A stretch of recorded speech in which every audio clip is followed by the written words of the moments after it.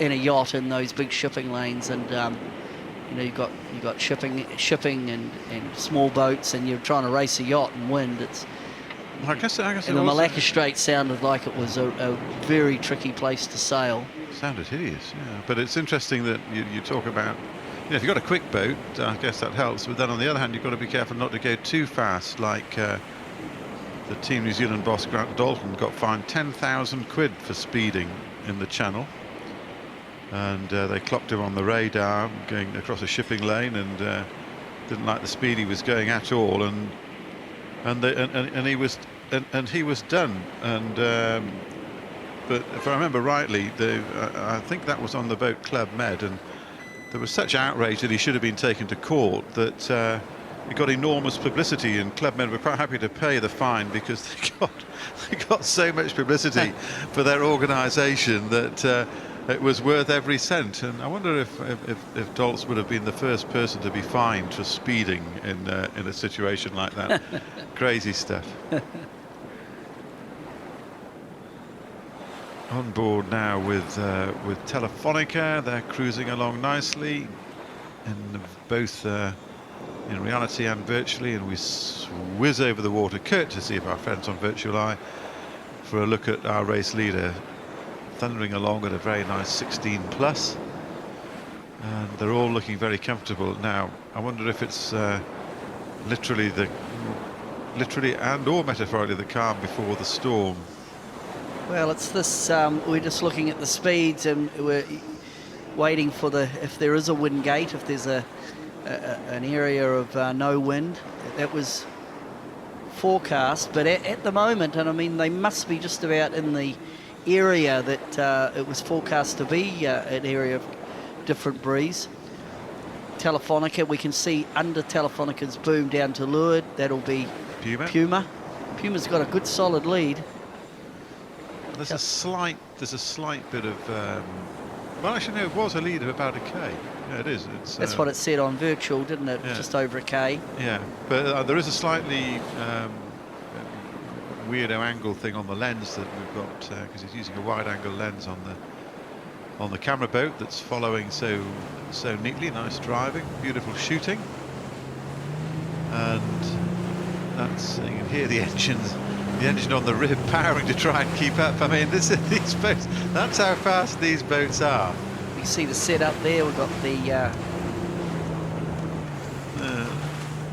she's got a staysail inside the downwind sail. Downwind sails on a furler. Solid luff. I think back to the old single luff spinnakers, Martin. That's really going back, as I'm being reminded of single luff spinnakers. In fact, single luff spinnakers worked quite similar to what a Jenica works now. So it's almost like we go around in circles, isn't it? But you can go to those, you get to the really weirdo names as well, can't you? You've got your bloopers and spankers. Don't go there. No, I guess we'll just shift the conversation Shall we stop at that? But they were complicated sailing. I mean, I wonder how many bloopers there are loafing in sail bags and little lofts around the world. They were terrible things.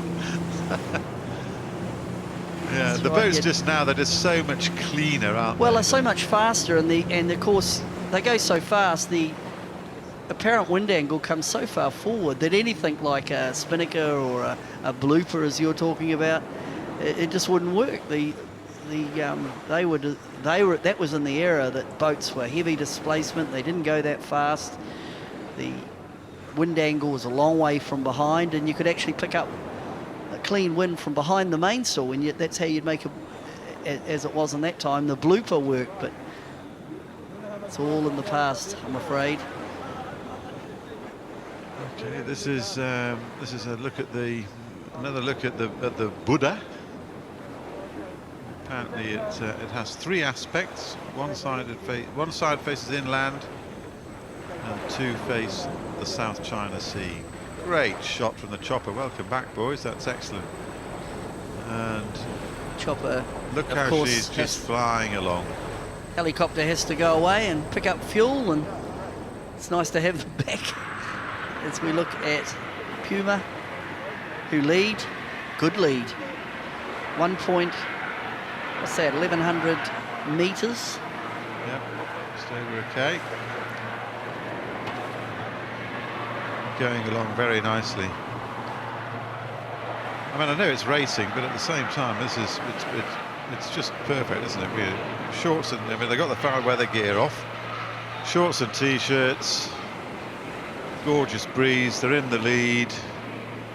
Champagne sailing, absolute champagne sailing, and it's the only sad thing is they're not going to get any champagne when they get back, because the no points on this. But the prize is the lead and the length of the lead that you've got over.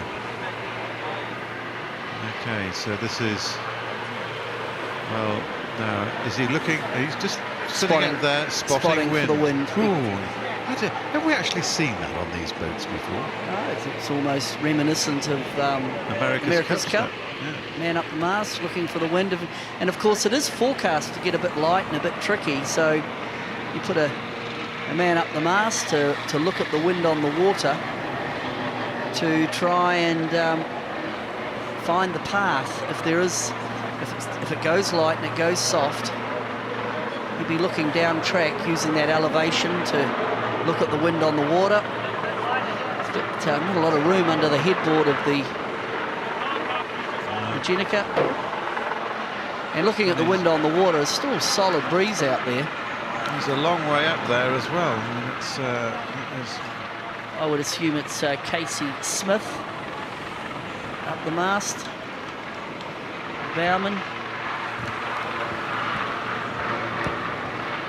But Puma looks in good shape.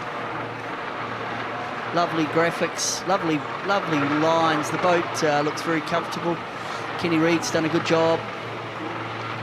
He got a great start and he's led throughout.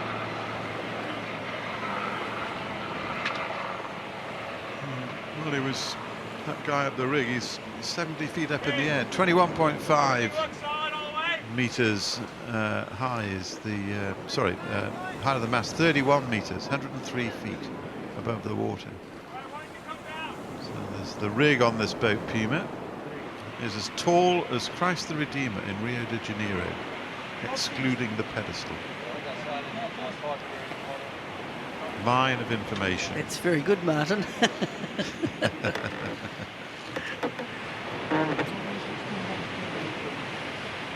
Brad Jackson, it's all looking out, all got an eye on the opposition there, wondering who's making what game.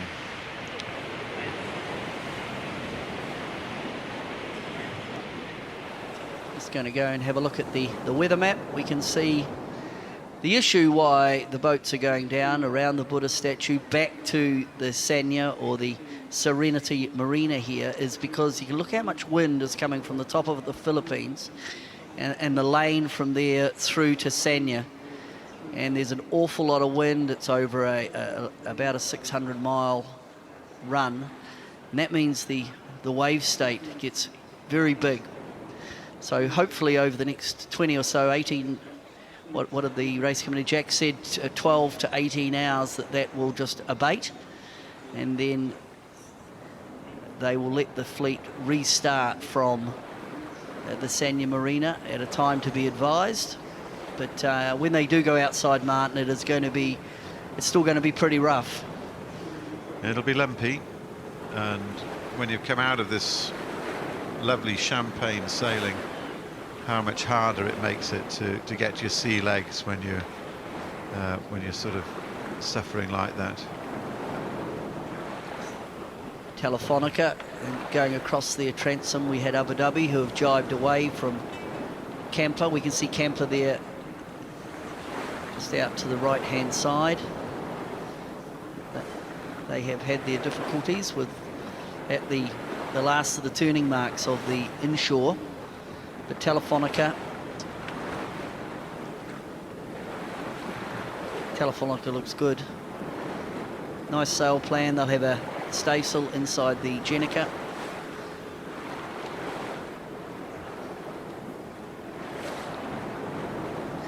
Martin, it doesn't look like that wind is Giving up. dying out at this stage. What about all the? We can see a bit of cloud around. What are they looking for? I mean, they're looking at their opponents. They're gazing up at the sky a bit there. What cloud what is are clouds? What can they be telling you in conditions like this? Clouds are telltale, but also headlands are a telltale. And my understanding, it was once they get out of this initial bay, there could well be a bit of a shutdown of the wind between where they are and the Buddha mark.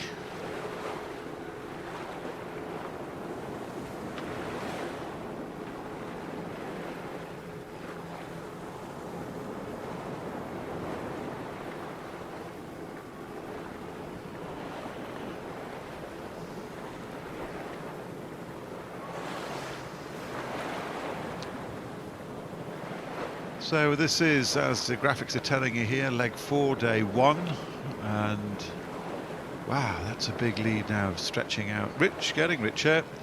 Kenny Reid on Puma out there now. We're trying to stay with the fleet as long as we possibly can, but we do have, for our signal, a limited range, and we'll stick with it until we don't. And with any luck, we might be able to come back on and bring you them coming back, depending on how much daylight we get and what the conditions are like.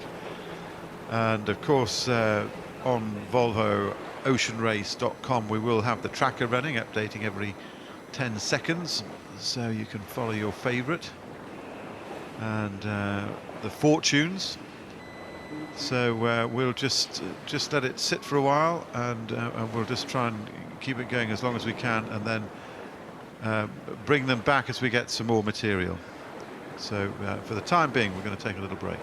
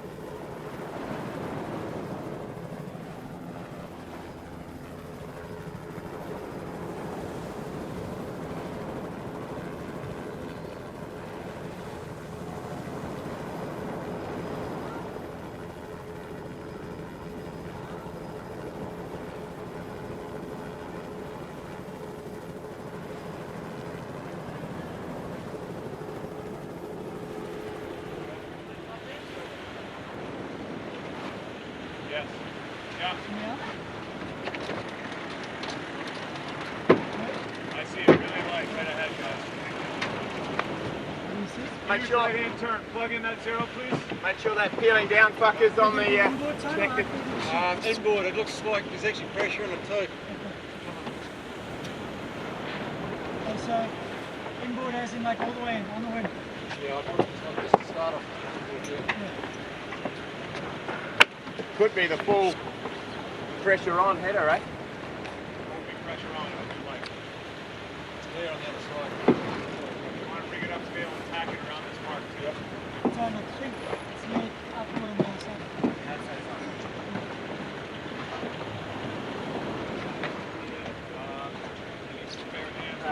Okay, nice, bro.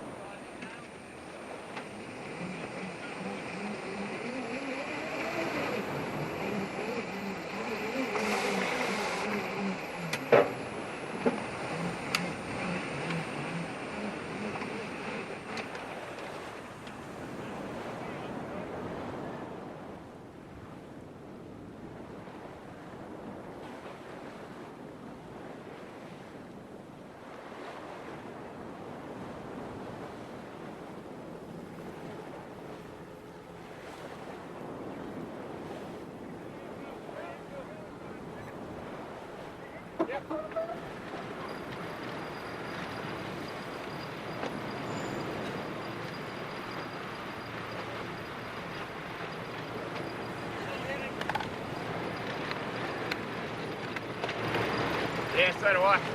Got the board. Yeah.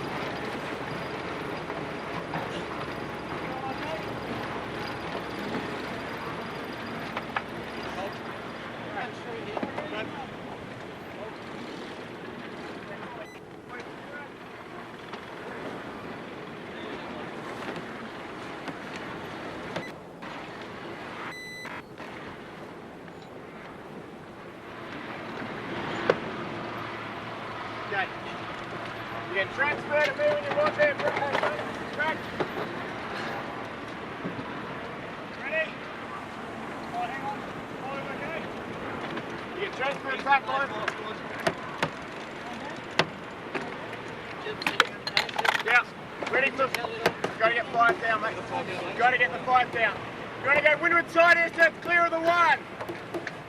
Kelby.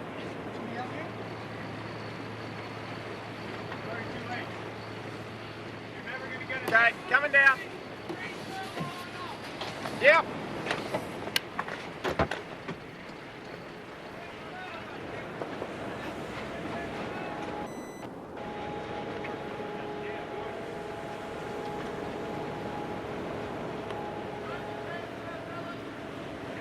Yep. Yeah, lights are on Unloaded, Brad.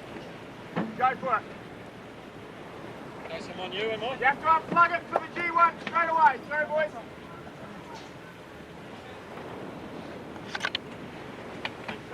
Two intact, right? A lot of breeze coming there, Ken. Yes, there is a lot of breeze coming, so we go G1 up as soon as we can, fellas. Yeah.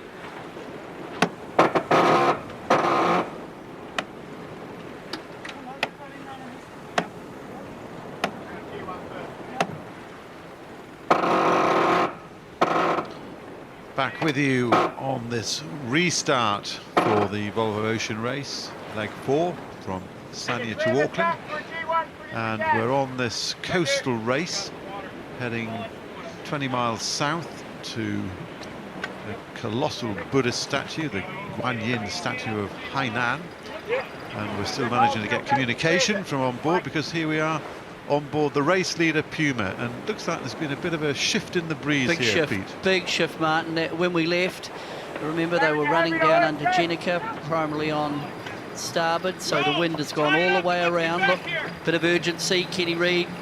They are now going to a jib, so the wind has done a 180. It's come all the way around. That graphic wouldn't quite be, well, maybe it is about where they are, but essentially, look at this, they've run out of wind here, Martin, and this is the hole we were talking about. So this is on Abu Dhabi, and this is hideous. As forecast, the wind was due to do tricks, so Abu Dhabi, who are behind, closer to the shore, they've run out of wind. Now remember, they're going to have to go through this twice too, because they'll do it up to the mark and then all the way back again. So there's been a battle, a wind gate. When we left Puma had peeled or changed from, and in fact they're changing again. They'd gone from a Jenica to a code 0. Now the code 0 comes off and they go to they're going to be hard on the wind. We can see the Buddha statue. Fantastic. But Puma's actually into good breeze, so they've picked it beautifully. So Puma have picked up the wind. That must be, oh, look at this, we can see wind on the water. So Parking the wind lot, Sanya's parked. She's now that direction, Martin, must be a westerly they've got down there. So wow. What's this all going to mean? Who has played their cards right? Sanya, which are right in on the coast. They look like they've absolutely got no wind. And close by them we've got Abu Dhabi. Just looks like the boats further out to sea are going to benefit from this. Here it is, the Guanyin statue of Hainan. You can see that face, the one face looking inland, and then round the other side, the other two faces looking out towards the South China Sea and the fleet. This is Abu Dhabi, and they are struggling. See the wind on the water. You can see the wind on the water, yeah, quite clearly. And that is, it's a colossal shift. And these are the wind gates we were talking about. What a lottery, what a battle this is. It has turned into a bit of a lot. Well, it's pretty spectacular, that thing. Although it does look like Puma, and then further out to sea again, you've got that group who are on the outside. Puma, Telefonica, Group Armour, I think are in good shape. This group that are inshore, which is Sanya, and then Sanya's just picked up a little squirt there. They've got plenty of breeze. Doesn't take much, does it? And Abu Dhabi's just putting her nose into a look. You can see a nice vein of pressure where Abu Dhabi, to windward of them, you've got Camper. They've got absolutely nothing. Well, it is the lottery that we thought it was going to be, and as we also thought, I think it's one of those rich getting richer scenarios, isn't it, where you know, you get first into it, first in, and you can get first out, and boy, do you make some gains. And Puma already made really huge gains, having got out to 1,500, 1.5K lead in the front of the fleet. This is what we said about this coastal race, where they're going to go round the mark off the big statue and then come back up to Sanya, have a night in here while the storm out to the northeast abates, and then they'll go again. Looking across the fleet, Camper, Group Armour on virtual moved up into second. So Well, maybe this is where the smile comes back on the face of Camper. They're moving from last place back up the fleet on the virtual. Yeah, but I think it's going to be quite But it's going to be funky very, very funky. But at least they'll feel that they're maybe are back into it a little bit after the disappointment of having run second from the start and then getting crushed by a problem with the spinnaker that would not come out. Well, the next few hours will be interesting because they're going to, it looks like they're into I'm just assuming here, a westerly or a southwesterly now, and they're beating up towards the mark. But when they come back again, there will be another transition zone before they get back into the northeasterly wind that we've still got here, and it's nice and fresh still, and we're only, we're about 16 miles further northeast of the marker. So the next few hours, the next two hours, Martin, is going to be tricky. But still, the boat that's moved after having that real glitch with their Jenica was Camper. Camper have moved up. They're up behind Group Armour. But Puma have really stepped out. They've stepped away from that group. The rest of them are pretty well just spread across. We can see Frank Cumas to windward there of Camper. They look like they're going very nicely up towards the mark. It's on board Puma. See the signals. There's a big hill there. Flicker a little bit. That won't be helping that us. Big hill there, Martin. If the wind is whistling round that hill, that'll be chopping the wind up. You see the foredeck pulling that code 0 back off the deck.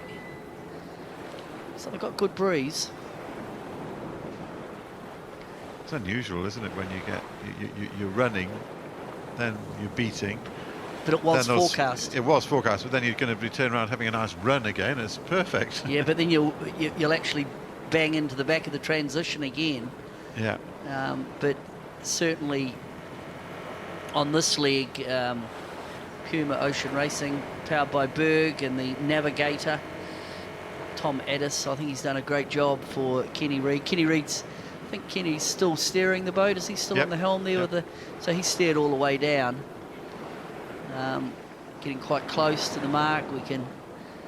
Well, that'll be a champagne shot, Martin, for the still photographers and for ourselves, I'm sure, when the boats go round the marker here outside the... And here they come, and it is indeed. Whoa, that is huge. Well, that preempted that. That was not rehearsed, I can assure you. Would it have made any difference? The Guanyin statue of Hainan. Well, look at you can see how big it is. Just look at the people at the base. They're tiny. Well, you'd know all about that, wouldn't you? What a spectacular sight that is. What a marvellous thing to be sailing around. You can see, is that the mark? They'll have to go in and then tack back to the mark by the look of it. Yeah, it's a, what is it? A little red thing. It's a port rounding, Martin, for the mark, for Kenny Reid. That's it on the virtual. And... so he'll come up to the ley line, it'll be a left-hand turn, he'll go round the mark, and wow, what a massive, that's amazing, isn't it? It sure is. And Puma coming right in underneath the statue. The tack going into the tack now to the mark. There's ley line on the mark.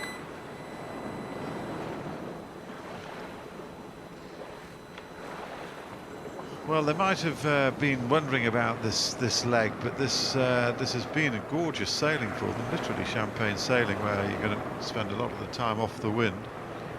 But he'll have picked his ley line there on Kenny Reid. There's the Volvo Ocean Race buoy. I wonder what inspired that to be built there. It's pretty extraordinary. It is evidently one of the tallest statues in the world. I think I was reading earlier, Martin, it's part of almost a national park where that statue has been erected, and I think there's other historical monuments in the area, but that one is just massive as Puma comes roaring up to the Volvo Ocean Race mark, a bear-away set, and they now are on the leg back to the Sanya Marina. So set Puma lead at the turning mark. By a long way. Puma Ocean Racing Team powered by Berg. Mar Mostro, those fabulous, look at that leaping Puma. Looks like he's almost attacking some octopus thing. And there's our virtual statue in the background. What an amazing scene this is as we come back to the rest of the fleet coming down this southernmost point of China. Puma have really stepped out, and the team that's come through, Martin, is going to be Group Armour. We can see Group Armour there with the green sails. They're just coming in pretty well on the same line as what Puma came in. Now remember, at the beginning of the race, it was Group Armour that got tangled up at the start mark, but they've sailed round Telefonica. Telefonica went out to sea as we come on board Kemper. Yeah. And Kemper looked like they've picked up a few places. It looks like Kemper might be quite close again to Telefonica. Kemper setting up, you can see the code 0 or the downwind sail being hooked in. It's on a furler. Let's just hope for the team on Kemper that the furler mechanism works this time.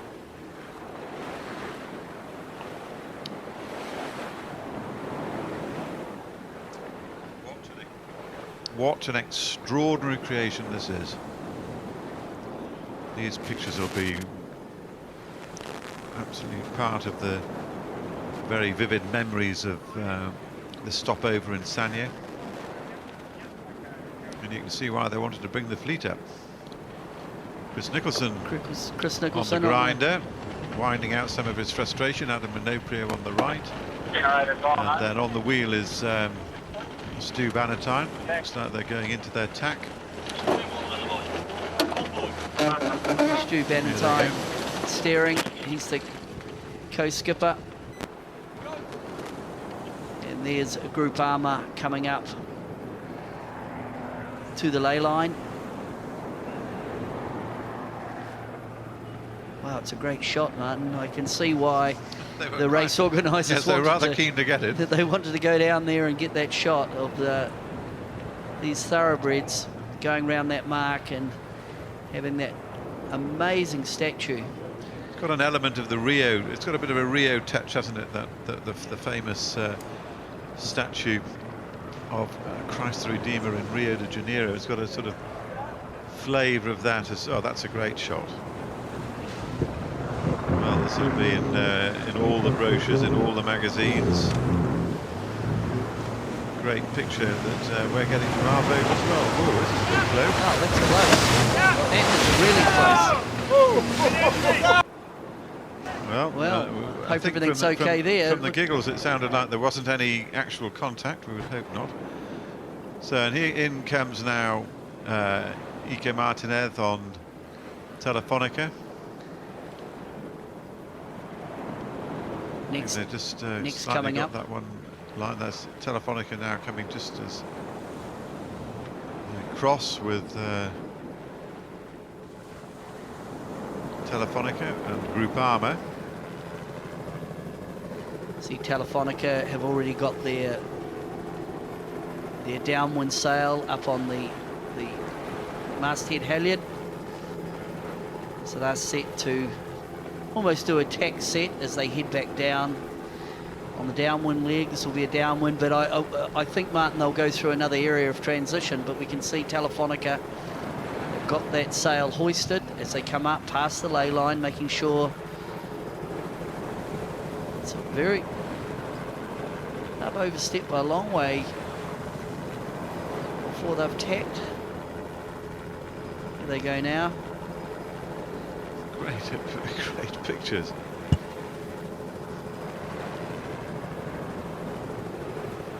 So this is our camera boat out of the water, hopefully not in as quite a precarious position as they were before Group Armour coming around. And out goes the Jenica. Oh, nice. Good deploy there. Good deploy. And away she goes, and in the background the vivid red and white razzle-dazzle sails of camper who've clawed their way back a little bit, but I mean, to have been second was, well, I think the point is being made more and more. You think, look now how, I mean, I haven't got the clock on it, but distance-wise, Oh, it's going to be a chunk. it's going to be a chunk, and then you're going to be champing at the bit to get away and get away whenever it is they set them off. Do we know that yet? We don't know. We don't know the time. I believe they're they were waiting for a weather report, the new model at 3 o'clock. It's now 4.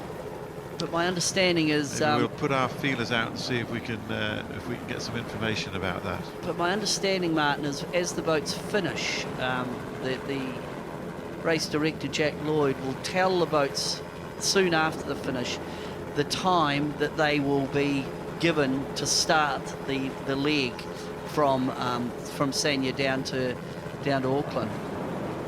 So we may not have that information until we see the boats cross the line here back in Sanya. Okay, getting a bit of signal break up there on board camper as they. Oh, another small error there. Camper tacked. Looks like they lost the sheet and it came off the winch, and you can see camper, the Genoa is not full as they reload the winch. I mean, these are A, costly, and B, unusual errors. Well, they pride themselves on their crew work, exactly. and it's just so small. Well, earlier in the week, they were talking about they'd brought up the specialists and the coaches to, sharpen everything up on the inshore. And they were making the point. The point was made that Emirates Team New Zealand operate the same way as the All Blacks do in New Zealand rugby. They're expected to win every time they go out, and that exerts a pressure. But it's something that is also a point of pride. And this, they're still not quite hitting their straps on this round the world racer yet. And they're hoping, of course, that this is going to be their leg, because. I guess the scale of their welcome in Auckland will depend very much on their placing and how desperately they want to be first into the city of sails, their home port. It's one of 2 home ports, really, because they're dual nationality. So the next one, flying the Spanish and Kiwi flags. Next boat coming up is Abu Dhabi Ocean Racing. So Abu Dhabi were actually, if we remember, after Camper had their difficulties, they were ahead of Camper. So well, Camper were dead set last. Camper have done well to sort of push away from Abu Dhabi, but the boat that's really moved, is actually Groupama. Yeah. They've come from being last off the line. They're up to they're up to second in this inshore race. Just while we're looking at the statue, what a beautiful beach that is as well. I mean, this is glorious countryside. I mean, you can see now why, and there's nobody on it, and you can see now why, this is being promoted so strongly as a big tourist area of the future. The Hawaii of the Orient, the Hawaii of China. And it certainly has. I mean, that could be Diamond Head, couldn't it, in Hawaii, with that nice angle on it there, that cliff top. Lovely sand, nice warm sea, gorgeous climate. This time of the year is just stunning. I bet it gets hot here in the summer. More than likely.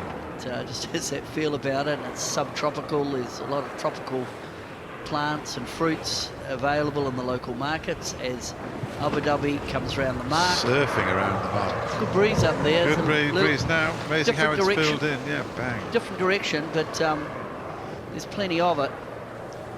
Just one more boat to come round now. You can just see it on the right ear of the Buddha, and that's just disappearing over the Buddha's right shoulder.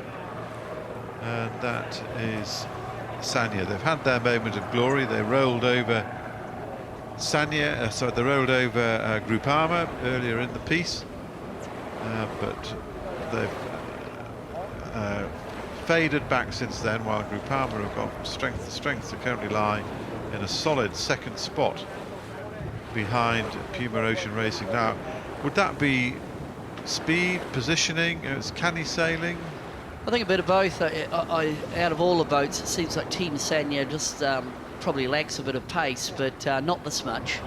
They were they were up into, where were the best they got to, Martin? Third, fourth? Yeah. They were in fourth, but it seems in this transition from the northeaster to the westerly or southwester that Team Sanya have missed out a little bit.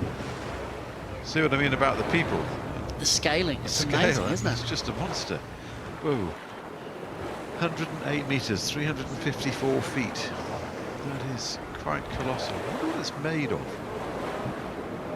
And I wouldn't have wanted the painting job. I've got no head for heights at all. Sanya just still coming out towards the turning mark.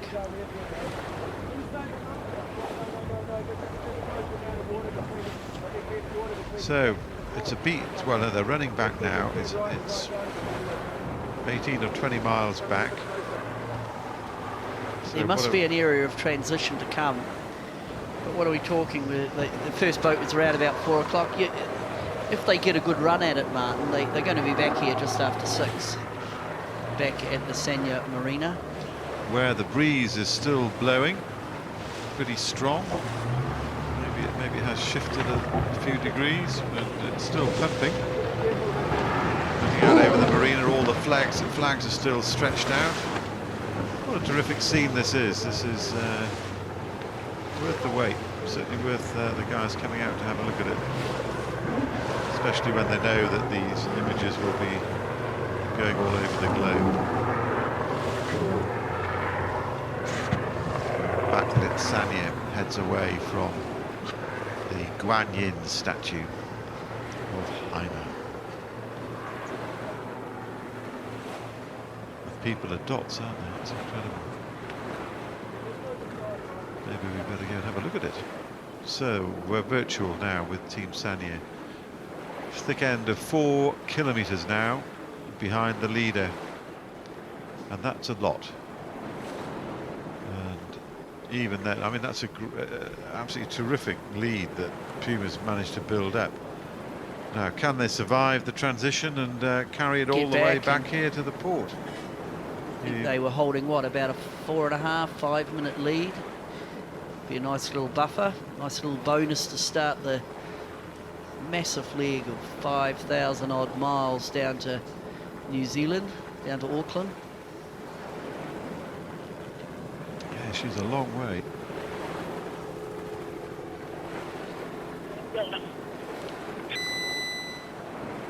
On board camper, putting someone up the rig. So I think the teams will be just getting prepared again, Martin, for that area of transition. So putting a man up the mast to look. On camper, again, bowman or mid-bowman, it could be Daryl Wislang or Mike Pemminter. Pop them up there, and then really they become the eyes for the skipper or the tacticians.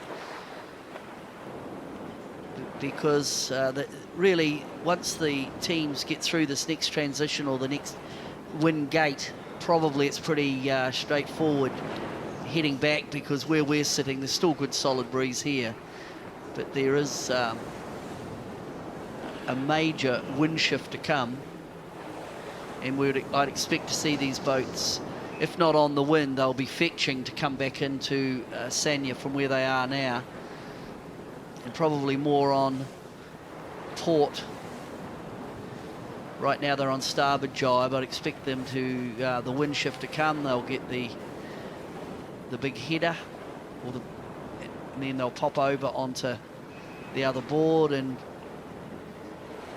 fetch all the way back up to Sanya. Might even find maybe it's a bit of a long and a short, longer on port than starboard. But we'll just wait and see how that develops.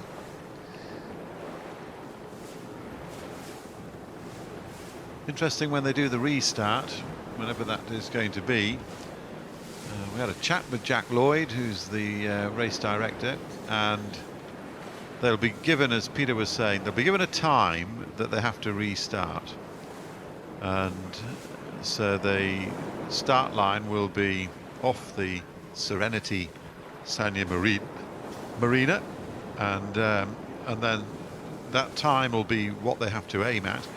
So they'll go, it'll be a time on distance, they'll charge at the line. If they're over, they'll have to come back.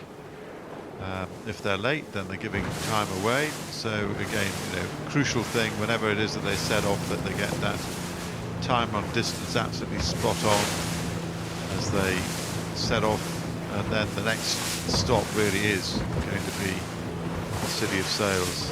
It's, as we're saying, a very, very long way. Tricky as well. I mean, you know, we're hearing it's, you know, the whole thing is going to be tricky, this route.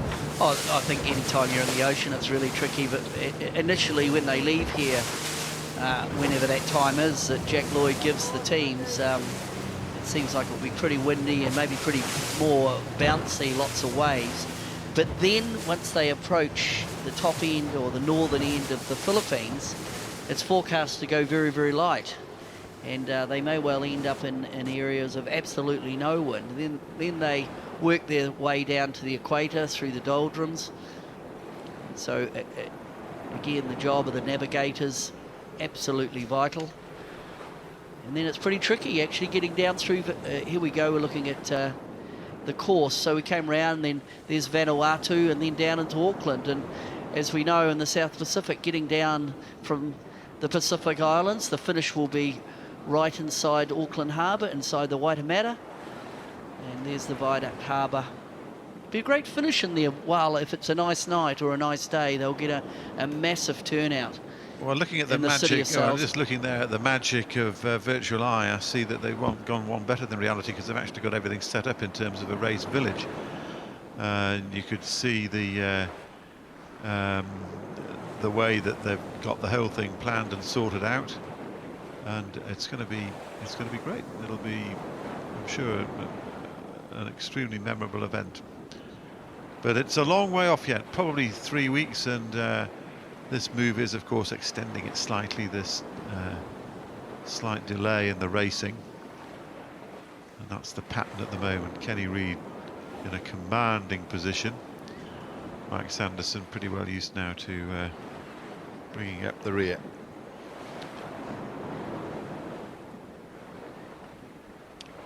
So what we're going to do now is take a bit of a breather while the boats pound back up. We're having a bit of a struggle with some of the signals, and we'll hopefully bring you the finish if we've still got daylight, if they don't fall into a great big hole. So stay with VolvoOceanRace.com. The trackers are going to be tracking, updating every 10 seconds. You can see the bit of picture freeze there with the range being challenged, and we look forward hopefully to bringing you the conclusion of this particular little sprint around the coast of Sanya, and we'll catch up with you, well, I guess when they're coming in towards the finish. So stay tuned with VolvoOceanRace.com, and we'll catch up with you soon.